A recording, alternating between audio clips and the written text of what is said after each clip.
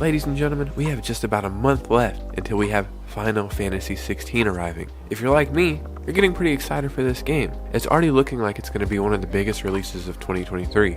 So I think this is a perfect time to go over everything you need to know before playing Final Fantasy XVI. Ladies and gentlemen, my name is Robot Joe and I'm your host as always. Let's go ahead and get started.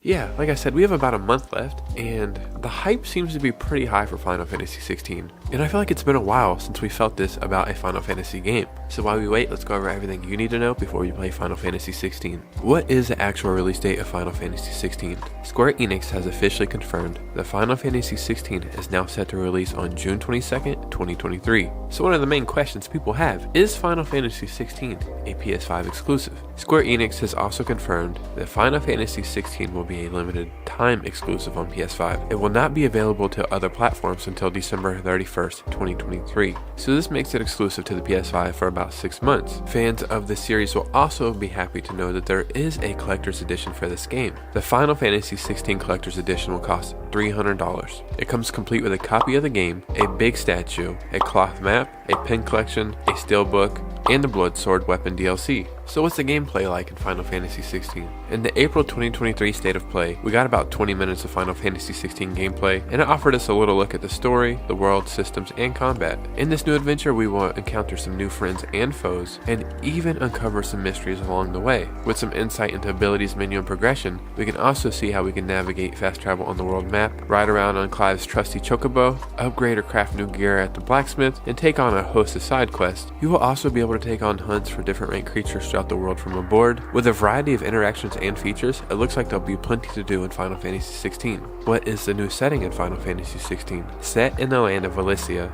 the world of Final Fantasy XVI is said to be studded with mother crystals, glittering mountains of crystals that tower over the 6 realms around them, blessing them. Over the generations, people have gone to the beacons to take advantage of the blessings they offer. But not all is well. Peace has started to falter with the spread of the Blight, which threatens to destroy the Dominions. In Final Fantasy XVI, deadly creatures known as Econs inhabit the world. Each Econ resides with a single man or woman blessed with the ability to call them. These individuals are known as Dominants. The worldview of these Dominants vary from nation to nation, with some treated like royalty, while others are forced to become weapons of war. So many people were curious, is Final Fantasy XVI going to be an open world game? Because that seems to be the norm for AAA games now. But this is actually not the case. Instead, the setting would be made up of various smaller regions for you to explore. In order to bring to life more detailed locations, the team confirmed with an interview with IGN that they opted to decide against an open world design. From what people have seen so far, there's some very diverse environments that you get to venture through. So who's the protagonist in Final Fantasy XVI?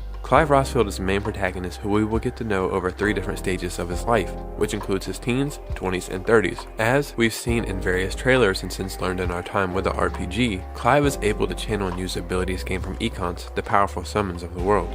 Another huge aspect of this game is the combat system. There will be a new combat system which features rings known as timely accessories. Through this support system, they wanted to create something that not only allowed players to feel like they're still part of the game, but also have fun while being part of the game. And with a support system and these accessories, you can do that. They wanted this game to kind of be like a gateway for players that aren't good at action games to get in the genre and show them that action games can be fun and you can be good at them and it can feel good. In battle, you will have characters that will be fully AI driven, but that doesn't mean that they will just be there in battle. There will be party banter. They will be accompanying Clive along this journey, and you'll have party members enter the party and leave the party, and different people come in depending on where you are in the story. It has been a while since I felt like the hype was this big for a Final Fantasy game. There's a couple Final Fantasy games in recent memory that maybe weren't as good as they could have been. Me myself, I have not been really into Final Fantasy since 10 and 10-2, but those were really fun time for me. Maybe it's more nostalgic than anything, but